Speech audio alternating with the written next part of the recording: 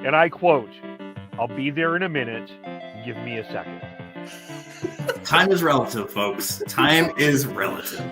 Yes. So hey, cheers to everybody in the chat. They're a division rival. I don't care how many wins they get. Screw them. That wasn't the take I was expecting to hear. I want to gush over watching live Chris Tanev. I think that we completely underestimate the skill it takes to play defense. One highlight or several highlights does not a Calder trophy make. I'm stepping in here. I'm going to be the crotchety old man here. They need to learn patience. They need to understand the tension, everything, and the drama. How dare! Look at this. How is McDavid not getting a penalty? You guys need to calm down with this, okay? You guys need to calm down with it. Monday morning, and we just simply are not calm when it comes to hockey. It's been a very, very busy week of hockey. Welcome to the Shifts and Pucks podcast. Of course, you can follow us on Twitter at Shifts and Pucks, Facebook.com Shifts and Pucks, YouTube.com Shifts and Pucks, Twitch.com Shifts and Pucks. Subscribe wherever you get your audio, as well as on the Area 51 Sports Network. Last night, of course, coming off the Calgary Flames and Vancouver Canucks played for the second time this year. The Canucks coming away with the 4-3 victory. The winning goal of all people, newly acquired Vancouver Canuck, former Flame, Nikita Zadorov. And of course, Sean, how are you doing? Are you there?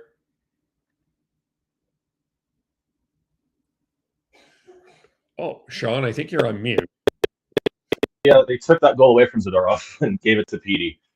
Oh, they did. Okay, sorry, I missed Hello. that. Hello, can you hear me? Can you hear me?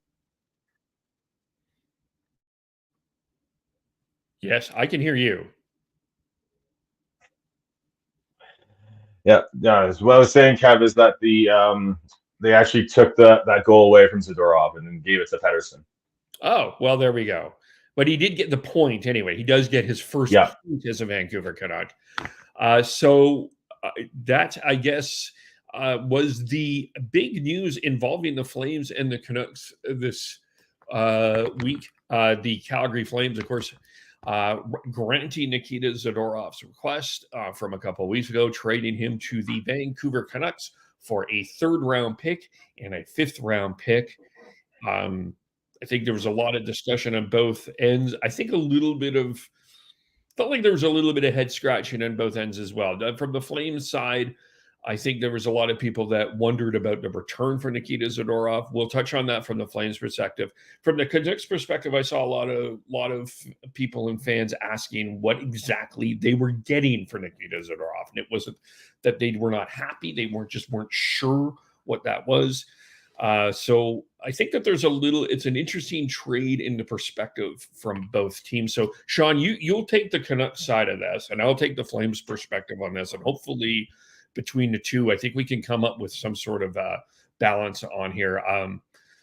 Shocking in social media that there was an overreaction on this from one particular fan base, not the other, but you take the Canucks side and what the Canucks are getting, and I'll talk about this from the Flame side. Yeah, well, I was actually very surprised that this deal got done.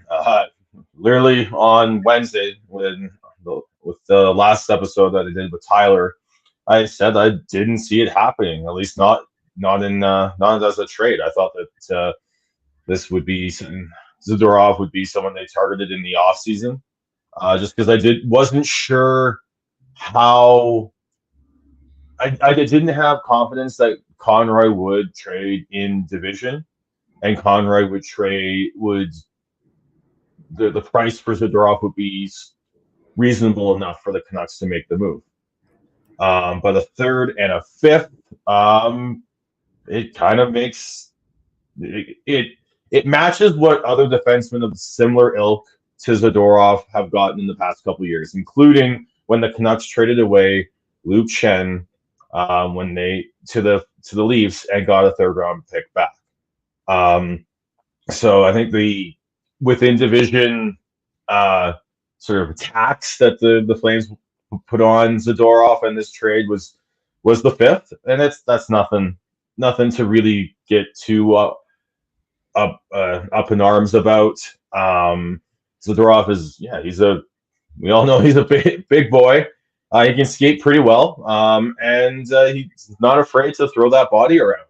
So I think the Canucks losing Carson Soucy long term probably expedited this deal. But I really like what Zadorov can bring. The Canucks still are going to sort of deal with this defense by committee sort of approach to it, where you're going to see Hughes and Ronick out on the ice as much as possible, whether it's together or separated. Mix and match some of the defense pairs, but also putting Zadorov in that Soucy spot with Tyler Myers to create another Twin Towers pairing.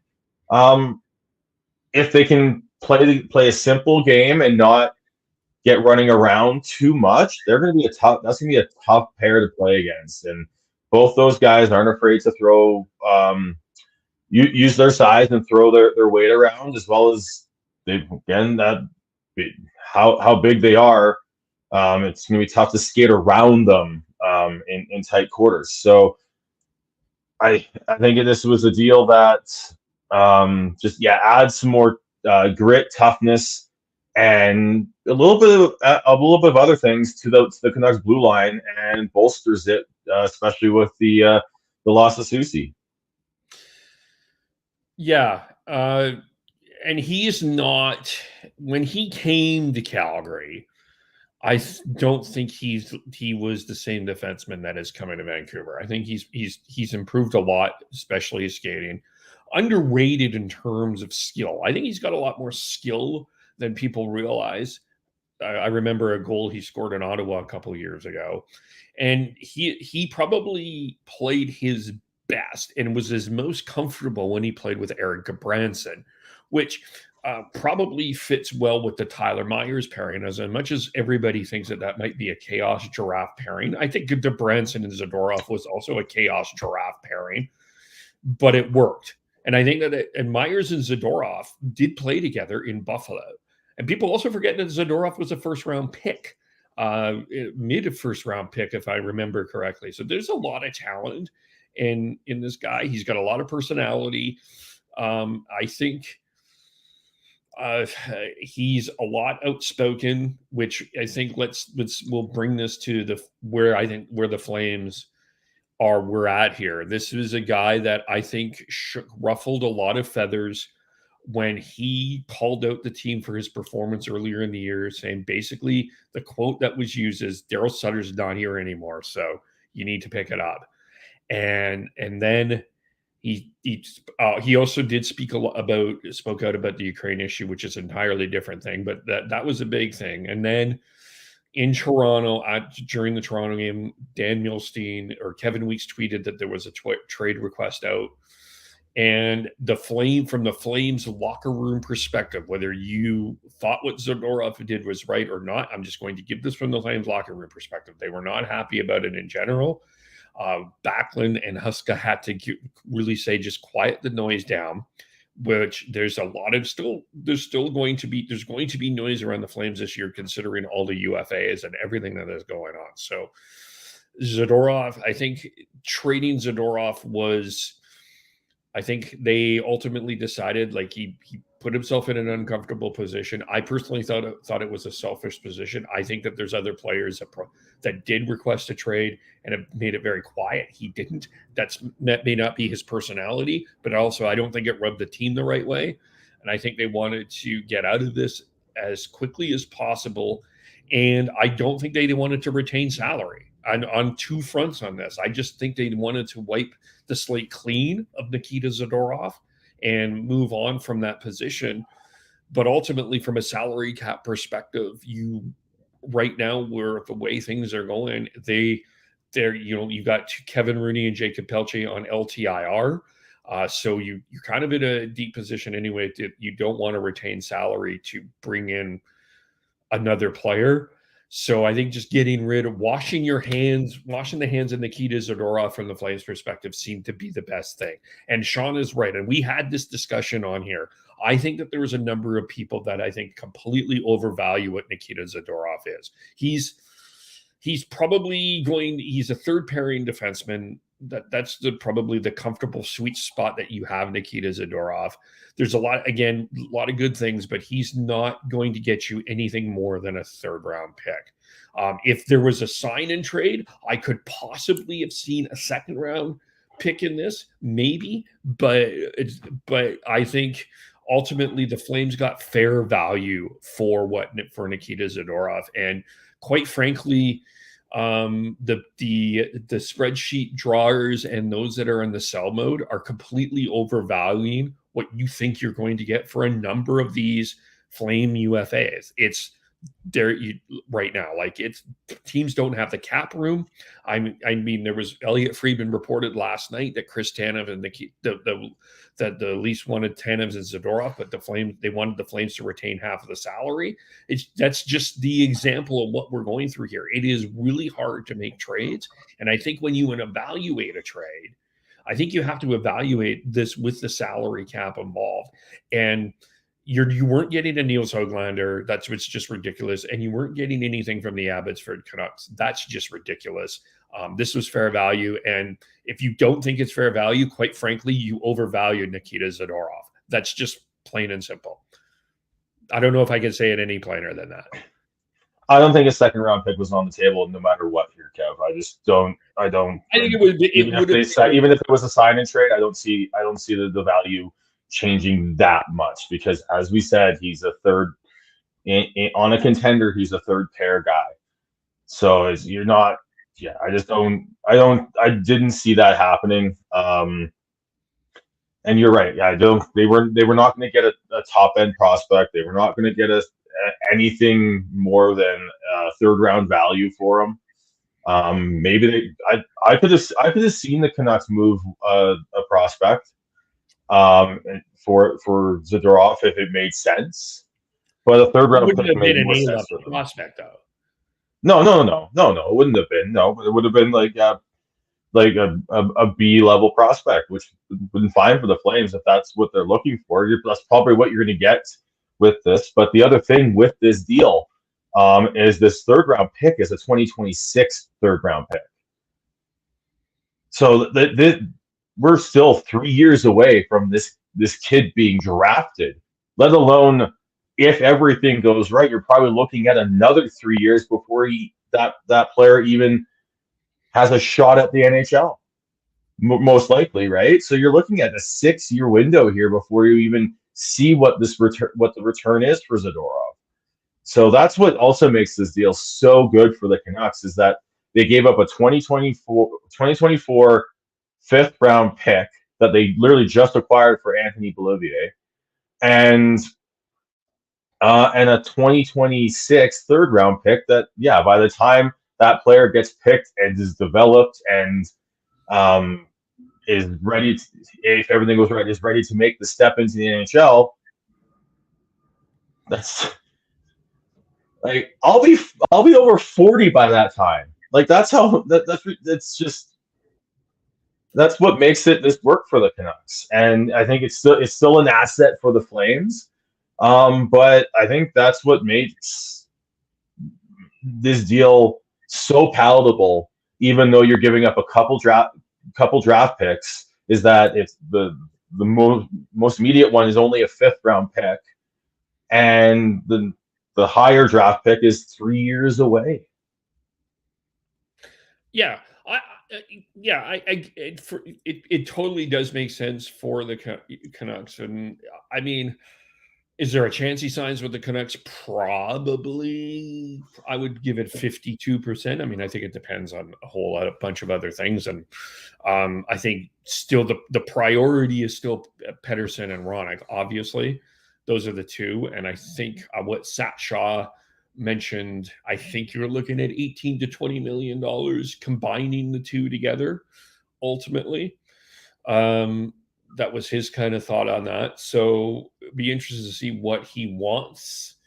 But yeah, I think to me, the win for the Canucks ultimately is you're not giving up a lot to get a guy that helps you now and improves your depth no matter what. And we don't know how long Carson Soucy is out, but he's a guy that can do a number of things. And for the Flames, it's ultimately about the cap space and what you're trying to do a little bit later on. And you're able to bring up some other players as well. I mean, it's Ilya Solovyov, they were very high on, is now with the team. They signed Mark Pysyk to a 2-year contract. Now, I think the one thing to be aware is he hasn't played in a long time, and he's been placed on waivers. I'm assuming after this recording, Just to go down to the Wranglers. He'll go down to Calgary. He'll go down to the Wranglers. He'll go down to the Wranglers. And then the other news with the Flames, and I don't think that this had anything to do with the Zadorov trade. I just think that this is a good news story. Is Oliver Kylington skated with the Flames on Friday. I think that there's a lengthy timetable ahead from what would be expected in terms of him getting back into the lineup. So I don't think that I don't think that the Flames are like, we've got Kylington in our back pocket, we could trade Zadorov. I think that this is a long way with a long process. But I think it's a good news story. And in a week that was really horrible in terms of news, I think that was probably great just to see Oliver Kylington skate. And I think it was good for the Flames. And I think it was good for Oliver. And I think it was just good for hockey, and knowing that what he's been, or not knowing exactly what he's been through, but we do know that there's been a tremendous struggle for a couple of seasons. Just getting him back on the ice was significant. Yeah, and I think the Zadorov trade for the Flames is a combination of a few things. I don't think was purely cap related. I think they didn't want to retain because it helps them with potential moves later on. Is you still got Hanifin, Lindholm, amongst others to make trades to potentially trade away. And as much as there's people and fans and media out there that want like full blown like draft picks and prospects returns for these players, they're going to have to take. There's a good chance they're going to have to take salary cap back.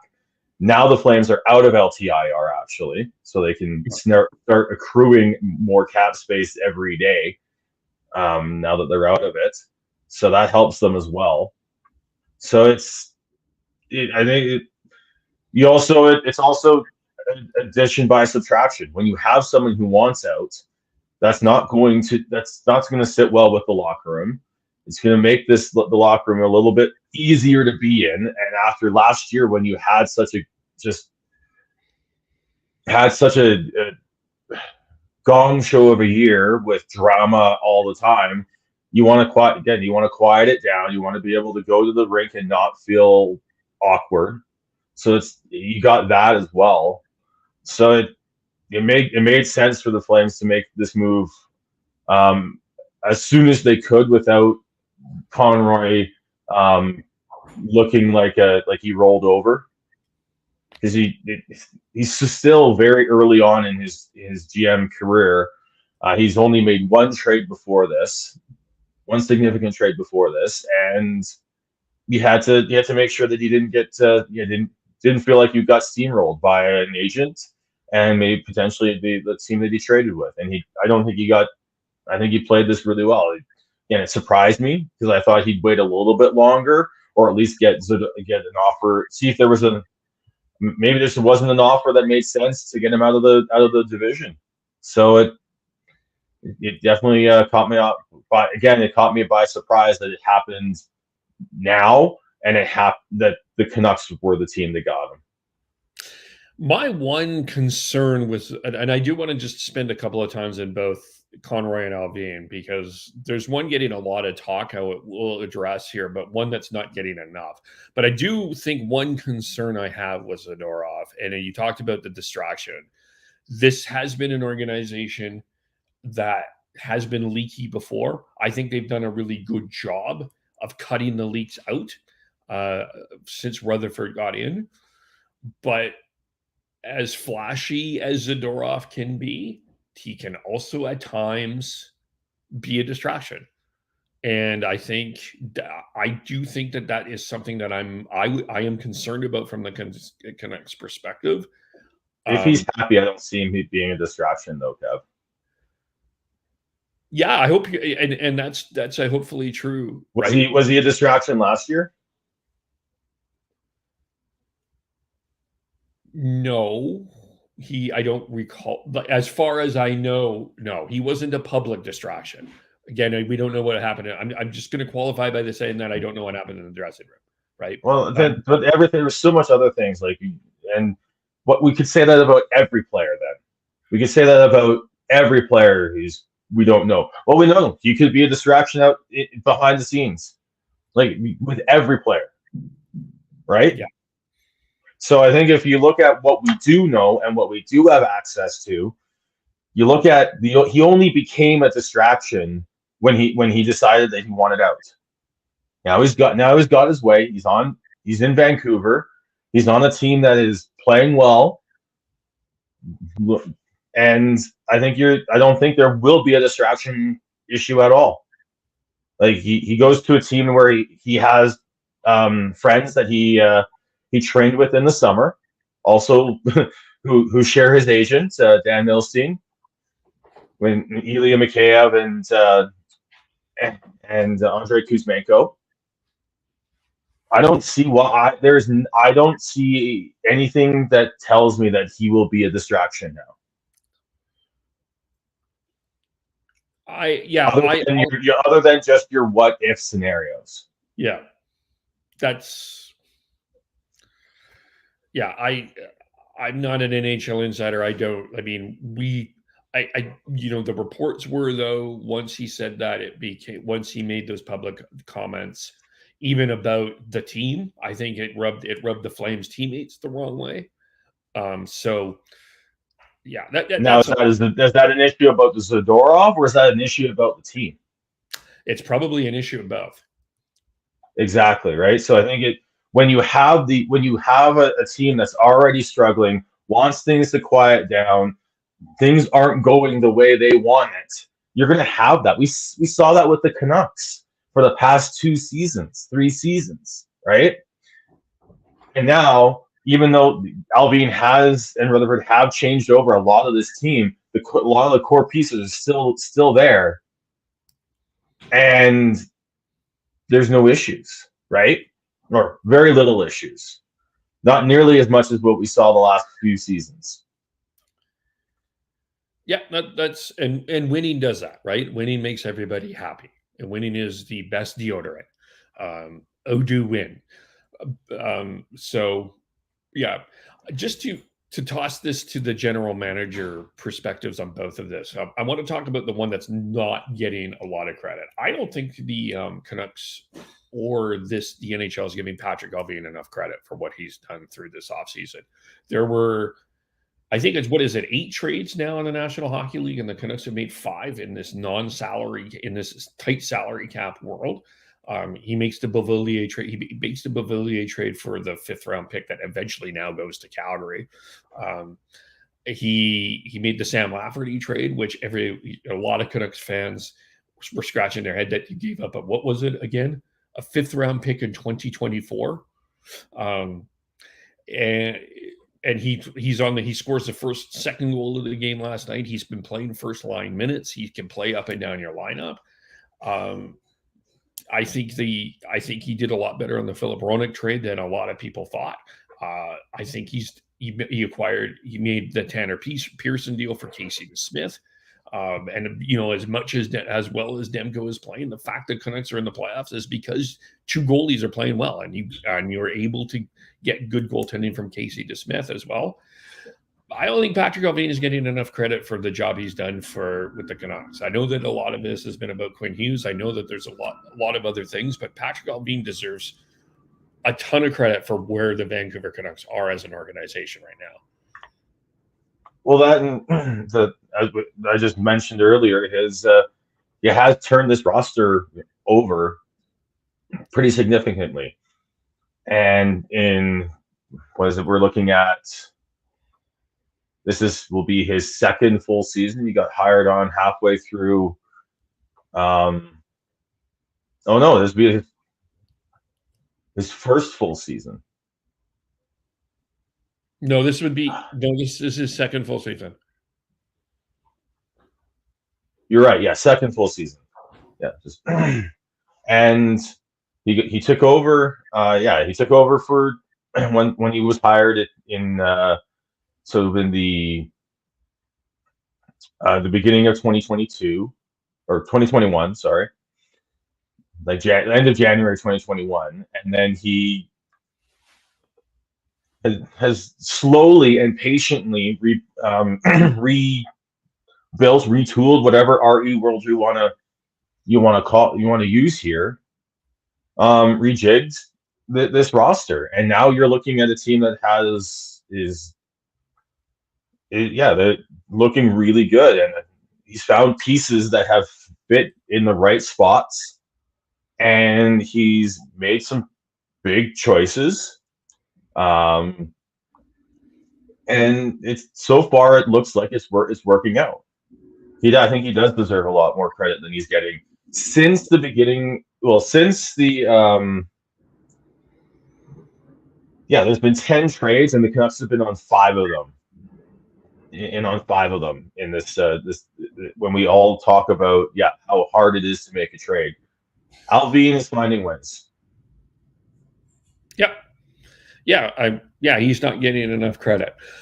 And for Craig Conroy, I feel like he's getting a lot of criticism for what happened here. You look, of course, there's been a lot of criticism about the Tyler Toffoli trade for Igor Sharangovich, and ultimately not enough. I think people forget that Toffoli didn't want to be in Calgary, or B, actually, let's see this.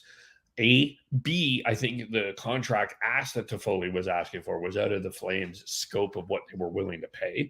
And C, the Devils haven't signed him as a UFA yet. So he's still going into the offseason as a UFA. And Igor Sharangovich is becoming a guy that you can use in all sorts of different situations. Power play, penalty kill, you can use him up and down the lineup. I don't think that and you got him at a pretty cheap contract as well. I don't necessarily think that this was I don't think it was a bad return for Tyler Toffoli. Is it I feel like sometimes, Sean, on social media, people are trying to sell assets as opposed to make trades. And there's a difference. When you're selling something, you want to get the most that you can, as opposed to when you're making a trade. I think the better way to do it, the longer term scope of this, is try to win-win. Right? You try to make sure that this is a win for both sides, and because then you can create relationships to make future trades, as opposed to continually try to swindle. And I think he got pretty fair value for Tyler Toffoli, and I don't think Igor's not as good as Tyler Toffoli in a lot of ways, but he's been a good ad for what the Flames needed, and they needed to get younger. They did. They needed to get younger, and they got a 3rd-round pick out of that as well. I think it remains to be seen if this is going to be a win-win or a win for Craig Conroy. Sharangovich is showing spurts of what you can see why they wanted him, and showing spurts of the potential that he has, but it's still not quite there yet, and he hasn't really found us as much as you can use him in multiple spots in the roster.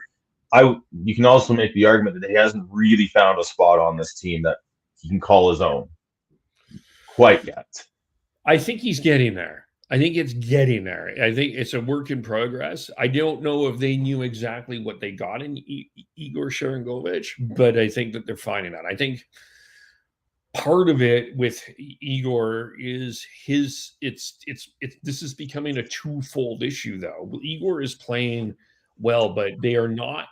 There's a couple of guys that are not playing well that I think is allowing Igor to get a little bit more ice time, and one of them, Dylan Dubé, has not been great this year. And Andrew Mangiapane was basically in the stands in the third period last night. He had a seat with other Flames and Canucks fans watching the game. They benched him, and he has not looked great this year, especially the last few games. He has not looked great, and I think that's just allowing Igor to play more too. So I think that this is a combination of the two things. Yeah, it is, but yeah, I said it. That's why it's I think you can't really call this a win-win right now. It's a win for New Jersey, even though they aren't playing as good as you expected from them. But Toffoli's playing well. He's such a smart player. That just, Toffoli? Even if he's not Toffoli, yeah, he's such a smart player, and he may have like a weird skating stride that doesn't look like he should be fast, but he reads the game so well that he feels faster than he actually is. So I think that's something that the Flames are missing from him. Sharon Govich is still figuring it out. But yeah, that's why it's like, as with Toffoli, I think getting Sharon Govich in a third is a little bit low than when you compare it to other trades that have for similar players to Toffoli, but it's not egregiously low. And how Sharon Govich turns out, let alone what happens with that third round pick, can bump it up to being a good trade that is a win for the Flames. Yeah. And also, I think the other thing the management did, and of course, I think AJ Greer has been a good ad on waivers. That was a good ad. But I think ultimately, still have to wait to see what happens with Tanev, Lindholm, Hanifin, and the other UFAs, right? So, and see what that return is. I think that but I think it's a little unfair. There's been some unfair criticism of Craig Conroy right now, and I think in part, in part because I think the expectations and what the Flames think that they can get for guys, or what's being written here is they're over evaluating and over inflating it, and you especially saw that with Zadorov. I think that you'll run into that problem with Noah Hanifin. And I think you probably will run into that problem with Elias Lindholm. Tanev is an interesting case because there's arguments and a number of different ways of how this Tanev trade could go. I mean, how many players block shots with their face and then answer, yeah, probably shouldn't have done that. Not the best thing I've ever done. And then goes back and tries to block another shot with his face. He's a different guy. And ultimately, I think that the return for Tanev will be underwhelming as well for what the Flames fans are expecting. Probably. I think ultimately that's where I'm at, but I think I think where Tanev, I think we all know where Tanev is going to end up. I think he's going to end up back in Vancouver. I think with everything, I don't think he wanted to in the summer. Yes. Yeah. I think that's where I'm not saying he's being traded to Vancouver. I think ultimately in the off season, I think his next destination will be back in Vancouver. I don't, but I think ultimately, I think that this, I think that this is the part where the selling of all of this and this blow up and all of this talk in Flamesland about this blow up and everything should be, people saying you should get 3 or 4 first rounders out of that. That's not going to happen. It's just simply not. You're not getting that. And I think that's the problem that I'm having with Team Cell and Flames Twitter is it's just not. It's not they're not having realistic expectations. Do they need to rebuild? Yes. But this is going to take a lot longer than people realize. This is not a quick fix. And I think people have to understand that this is going to take a lot longer than people realize. Well, yeah, I think they trade Hanifin and Lindholm for future assets type trade, you should get 2 first round picks out of that, one in each trade, and you'll probably get a younger player or a prospect or however you want to classify the whoever comes back in as well. But after that, I don't see another player that's going to give you a first round pick in a trade. Yeah, I got to be honest with you. I don't know if Lindholm's going to get you first. He's a two-way center. I mean, it depends on what else is involved. But like I said, if they go for a full more futures-based package in return, you will get a first round pick or a prospect who was a first round pick, who will be valued as one. I'm a big Elias Lindholm guy, but I like his point production is low this year. I think that will be concerned. I don't think that really is that big of an issue. Like he's got 7 goals and 17 points in 24 games. That's about on par for what Lindholm is, and that's about like that. And that he will be that will garner a first round pick in value in a trade. Hope you're right. It is, and same thing with Hanifin. It'll be around that as well. You'll probably maybe if one of those 2 players doesn't get a first round pick, it'll be Hanifin. Yeah, that's okay. That's fair. Yeah, I think you're talking about Lindholm, who's 2 years removed from being a Selke nominee, Selke Trophy nominee.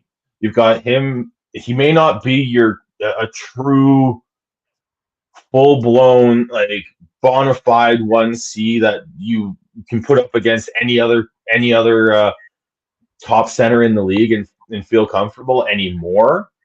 But he's still a very, very good player who's going to add to whatever team he's going to go to and be a big, significant add.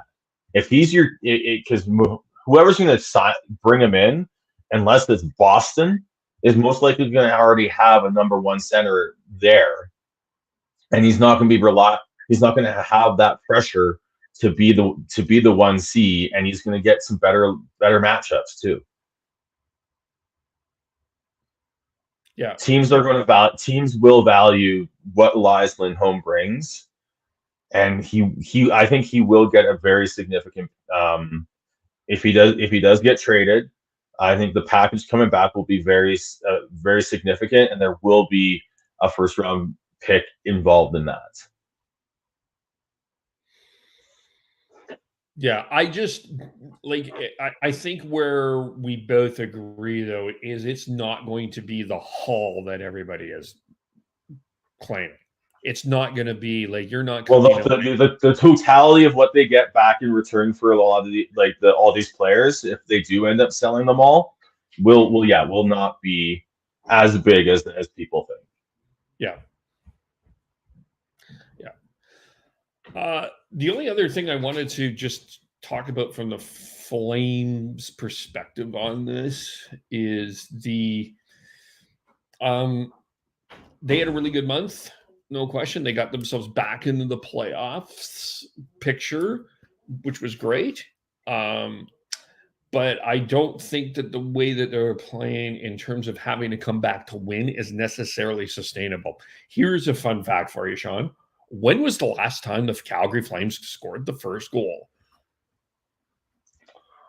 Don't know.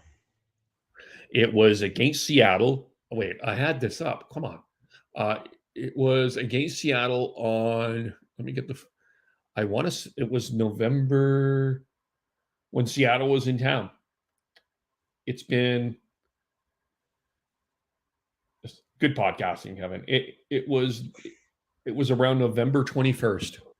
it's been that they had that they scored their first goal, and I believe that was one of maybe twice this month that they did have scored the first goal. So it's great that they're winning. And there's been a lot of talk about the Leafs having only 5 regulation wins. The Calgary only has 7. So, there was an interesting conversation about the regulation wins last night on the first intermission. Ultimately it does matter, I think, but this comeback stuff is good that the Flames are able to do it, but they got to get off to better starts, and and you can't keep doing this. It's just not sustainable. That would be my one concern. And I'm not saying that they just need to start better. Yeah, if you're always chasing, it's tiring. And if you're always you end up not playing your game the way you want to. Because when you're chasing, you're going to have to take more chances. And I don't think that's what Huska and the coaching staff with the Flames necessarily want. Yeah, no, for sure. I think they want to kind of, and I mean, the question will be, can they actually hold a lead?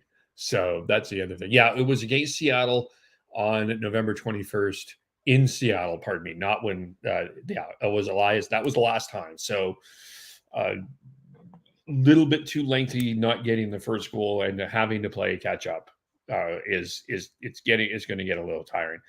As far as the Canucks, they had that game against Vegas. Some people looked at it as a measuring stick game. Probably is, but I think there's Vegas is still up here. Vancouver is growing to try to get to there. I wasn't really surprised by the loss to Vegas, and ultimately wasn't really surprised by the win against Calgary. I think, they need to get their game in a consistent point too. They haven't won 2 in a row in a little bit, and they just, and slowly but surely, I think that this is part of the process. Yeah, it was the measuring stick game, no doubt about it. But it's also a learning game. Like there's so many teachable moments that Rick Tocchet can use to help build this team the way they up to that level.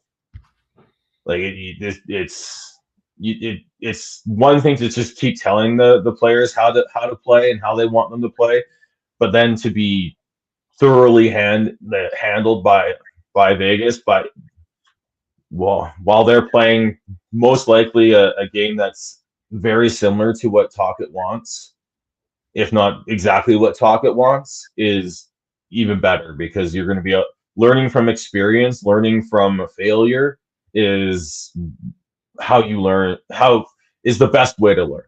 You're not gonna. You can talk about stuff in theory all you want, but until you get slapped in the face, you're not going to actually get it. The other thing is, last night Phil Giuseppe was scratched. I also say it fast as well. We've had some scratchings of Andrei Kuzmenko. Kuzmenko has looked okay. Giuseppe has struggled a little bit the last little while here. I guess it's, again, just part of the process right now in terms of getting people to play the players to play the right way. Well, yeah, and like Phil Giuseppe he was a borderline NHLer anyways. Like him finding a home on that second line. We talked about it at the beginning of the year. Like that's great for him. We wanted to see the most success for him, but long term is probably not the best thing unless he finds that consistency. And this is part of why he's had the career he's had. He hasn't found the consistency to play at that level the whole time. But the nice thing for the Canucks is they have options. They've got Niels Höglander, who's been playing really well of late. They were able to trade away Bolivier, but they still have other options, right? They moved down. They can move Kuzmenko off of the Pedersen line, put him with Miller and Vester, right? So and then they found I think they found a nice pairing to build the third a line around with Dakota Joshua and Connor Garland. Whether they have Bluger in the middle or it's Pia Suter, that's worked. They now have. I think they called this line the Swedish House Mafia down in Abbotsford last year with Höglander, Aman, and Carlson as the fourth line last night, and they've got depth on the wings. They've got depth in options to when players aren't necessarily playing at their best and maybe need a game off to take a look, and that's great. That's what good teams have, and just because you're getting paid a lot doesn't mean you're impervious to scratches and benchings. They benched JT Miller for a stretch of a game earlier this year. Yeah, like it's great accountability, and Phil Giuseppe will get back in, and I'm sure he'll have some more good games. But yeah, it's great to have the options and the depth, and you still have Arshdeep Baines and Vasily Podkolzin down in Abbotsford, who are driving the play down there and pushing to get looks up on the big team again. So it's again, I think it sucks for Phil Giuseppe, but it's great for the Canucks that they have those options. Depth has been an issue for the last few years with the Canucks, right? They didn't have it. They're now getting it. And that's a good thing. And it's depth all around the forward depth, defensive depth, and really goaltending depth as well. Arthur Silovs, we should mention, was the goalie of the month in the AHL. A guy that's, I know that Dustin Wolf gets a lot of praise and adoration for what he's doing, but Arthur Silovs is also playing very well in Abbotsford and deserves credit as well. So that depth is what I think. You're right. I agree with you. That's what good teams do. So yeah, and Tocchet has done Tocchet and the entire staff. Let's not forget the work that Adam Foote and Sergei Gonchar and Mike Yeo and others are doing there. Are doing a great job kind of building a team around each other, right? So, and that teams wins championships, Yeah, and the Canucks still need to bolster the depth, specifically on the blue line. Right, you're down Carson Soucy. You're still playing with a right side that has Noah Juleson and Tyler Myers both playing. And Tyler Myers has played well for the Canucks, but I think if they can find a way to, if they're able to get Ethan Bear into the fold, that'll go a long way. And if not, then they'll have to find someone else, because I think if they want to take a good, healthy run at this season, they need to bolster that side of the blue line more, because with Quinn Hughes, Ian Cole, Zadorov, and Soucy on the left side, if everyone's healthy, that's good depth. I still think you've got too many players who are best suited for a third pair role there, but I think you can find a way to make it work, especially if you've got Philip Roenick on the other side on one of those pairs. Yeah. Right. So I think that's the next thing to look for the Canucks is what are they going to do to bolster that blue line, especially on the right side. Yeah, that's it's true. Yeah, it's still some work, and there's Merrick Friedman as well but still, you're right. I think that's the one area, and I don't think they really want to move either Cole or Soucy to the right side. I think they would prefer on the left. And I don't think Zadorov is comfortable playing the right side. He played a little bit with the Flames the last few games with Dennis Gilbert. He didn't look super comfortable there. So, but I think they are comfortable moving Ian Cole over to the right side if need be, but they want to find that's option B or option C if they can't figure out an acquisition. Yeah. Anything else on the Flames or Canucks that we need to speak about? Nope. All right. Good job. We covered both of them, I think, with enough brevity there. One thing I did want to mention, though, just speaking of Vegas, so this didn't get a lot of play, but I wanted to make a note about this. Jack Eichel played his 500th game against the Vancouver Canucks on Thursday. And considering all that he's been through, I think that is a very significant accomplishment with his neck issues and with his medical issues. I think he's found a way to good for him to get to 500 games. I think that Jack Eichel should be in the Selke conversation. I'm not saying he should win, but I think Jack Eichel will be in the Selke conversation this year. And he's found a way. He's found a home in Vegas, and I think full credit to what Jack Eichel has been. By the way, just wanted to bring that up. Yeah.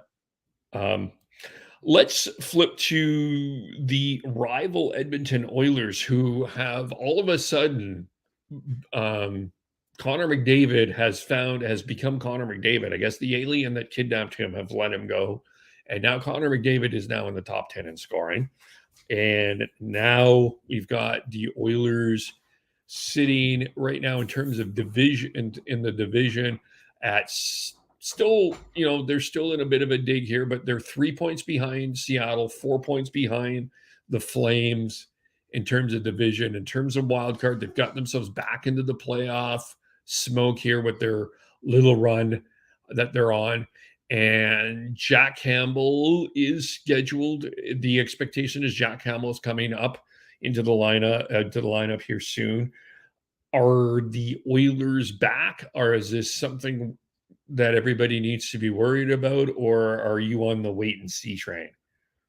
Wait and see. I think they were due to have at least some sort of string a few wins together. They've got too much talent on that team to continue to play as poorly as they did. But whether or not they can keep, again, talk about the consistency word, I'm not sure if they can find that yet. So wait and see here, because I think, again, if they bring up Jack Campbell and he shits the bed, and we've seen Stewart, like, they've been outscoring their problems in a few of these games here. Yeah. That they're still allowing a lot. Like, yeah, they've allowed in this 4-game win streak, a little bit better, but they still had the shootout win over Vegas where they still allowed 4 goals.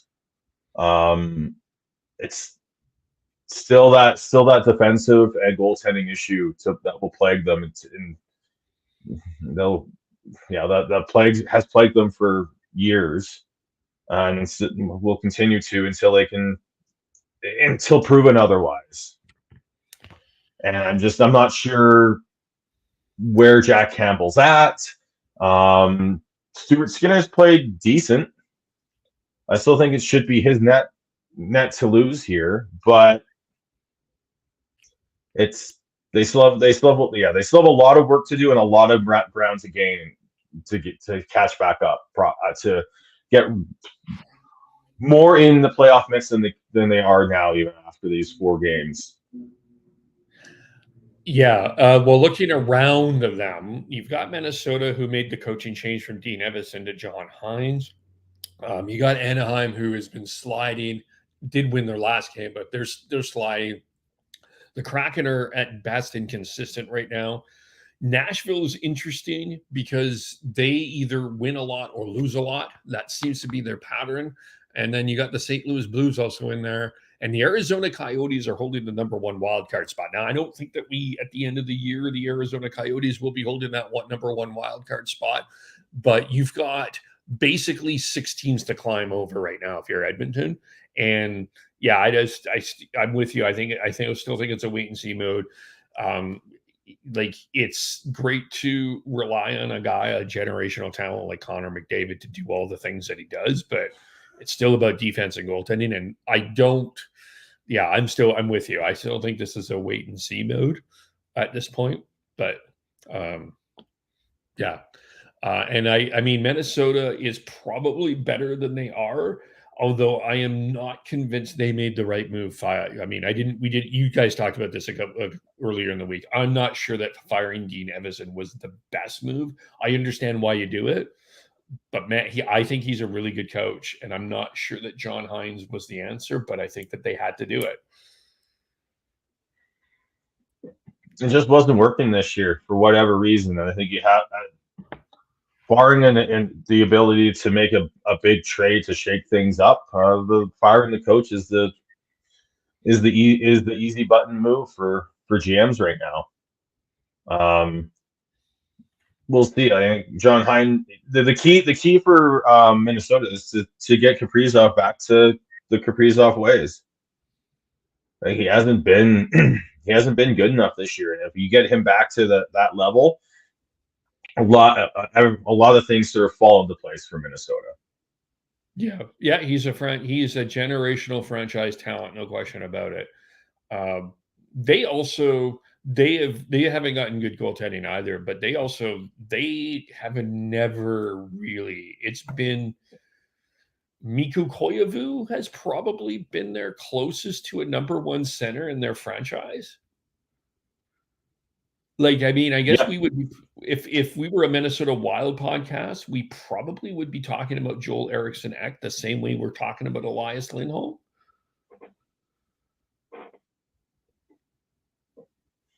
A little bit, yeah. That's the other area that it's been they have never. It's been a long time since they've been able to find that center. Yeah, I think they're hoping that maybe a Marco Rossi can step up as well and be that. He's been good for decent enough for them this year, but they definitely need him to step up and become at least a top 6 center for them.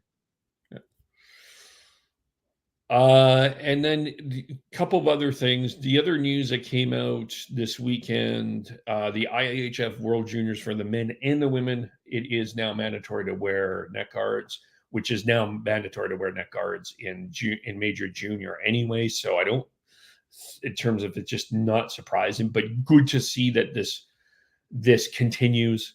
I think it. I don't want to force players to wear protective gear, but at the same time, I also don't think we can't go through the injuries and the safety of the players have to be kind of concerned. So I do think this is a good thing. Don't think there's, in terms of anything else to say about that. I think that that's a newsworthy thing, and good that that's still on the radar, because sometimes stuff like this, sometimes what happens is a tragedy happens. It gets discussed for a couple of weeks, and then it gets off the news cycle because other things get into the news cycle. But I'm glad that this is still an ongoing issue or an ongoing discussion. That's what my thoughts are. Yeah, I'm surprised that they weren't. This wasn't a mandatory before, honestly. But yeah, it's good. Yeah. The other news this week, and you guys did a really good job covering this, but I'm just wanted to add my 2 cents, was the story around Corey Perry. He did release a statement on Friday apologizing and saying that he's going to get help. I was quite frankly disgusted by the conversation. I'm not going to get into the rumor. I think it's pathetic that reporters went to Connor Bedard and asked about it. I think that is absolutely bullshit, disgusting. But the conversation around Corey Perry this week, I'm just going to flat out say it. There's a number of people that need to be really ashamed about their behavior this week. Absolutely ashamed. It's one thing here to, It's one thing to spread a possible trade rumor. It's another thing but that this became so personal and so unfounded. And this wasn't just fans. This was a number of people that are either went through a journalism program, B have some media credentials, and just were so completely and utterly irresponsible about this. And it didn't only affect one family, it affected a number of families. And really, this was absolute garbage. There's a number of you that need, not you, Sean, there's a number of people that need to be ashamed about their behavior this week. It was absolutely fucking disgusting. And, Gord Miller announced he left Twitter. I'm not surprised that people are leaving because it's, just that was bullshit. I don't know any other way to say that, but absolute fucking garbage this week. Can't say anything more than that. There, Kevin. Yeah, it was tough to watch. Yeah. I guess we can do the one last question. You got one? Because I don't.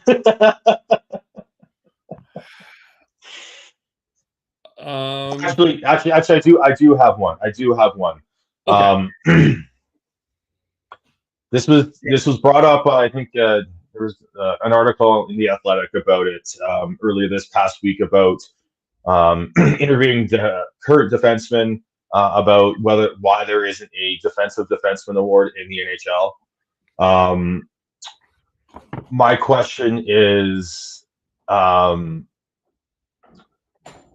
how ridiculous would that argument be in today's day and age on social media with the proliferation of analytics and especially the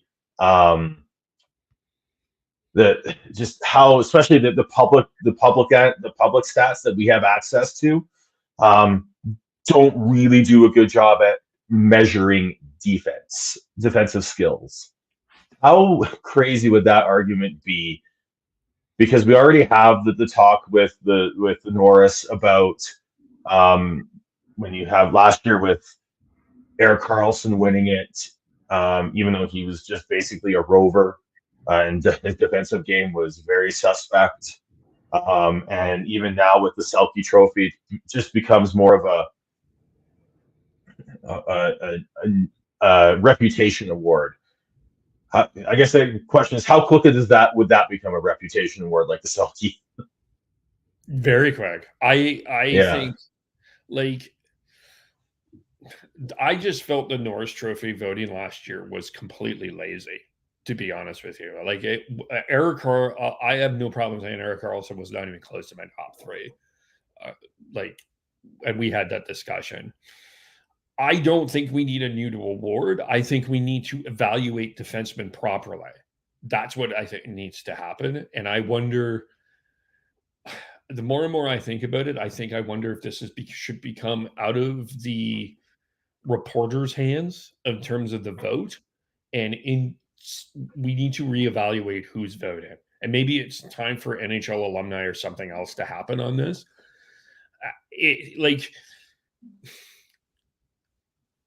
Reporters don't necessarily have time right now with the way that things are going that they can necessarily follow another team legitimately enough to vote for anybody other than what's on their team.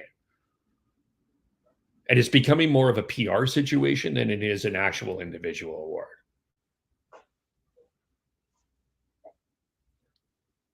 I probably took this at a place that you did not expect.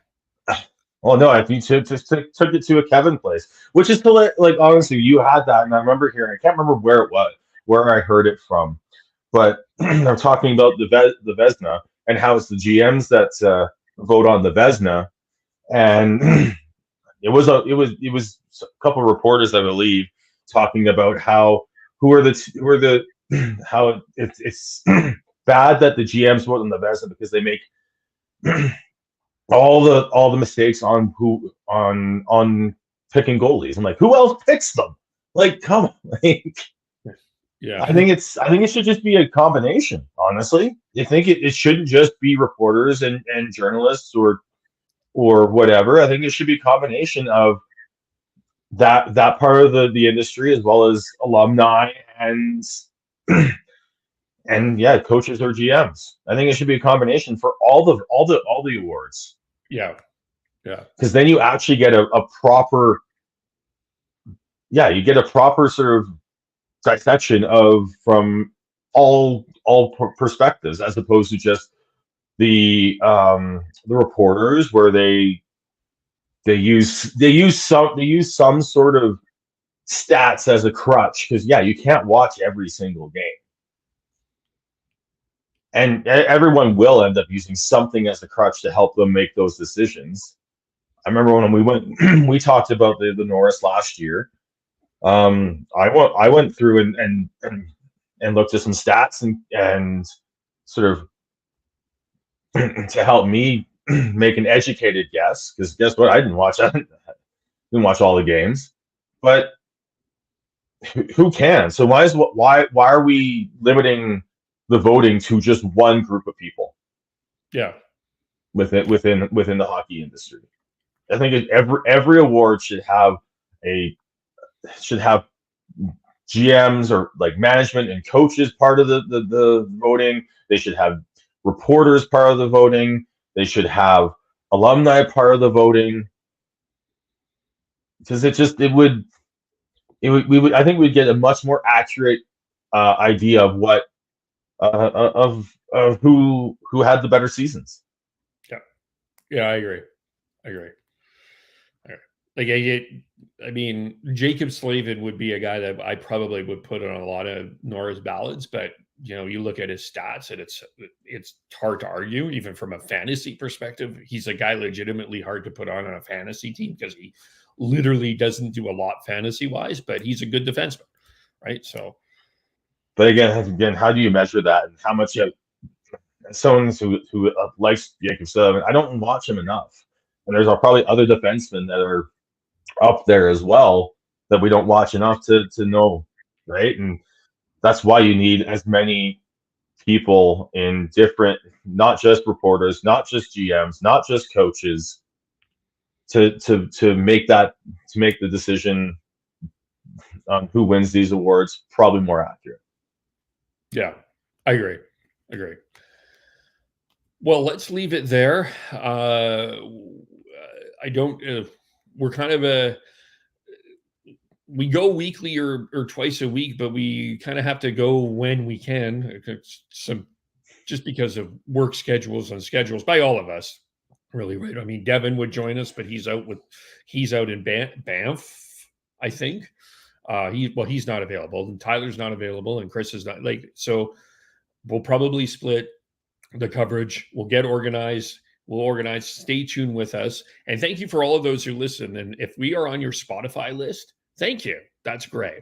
I don't know if we are, but one day I hope that we get on people's Spotify list. Rate and review us. Give us a like. Follow us on all those social medias. Follow us individually. How do we follow you, Sean? I am Bearded Canucks 03 on the social medias.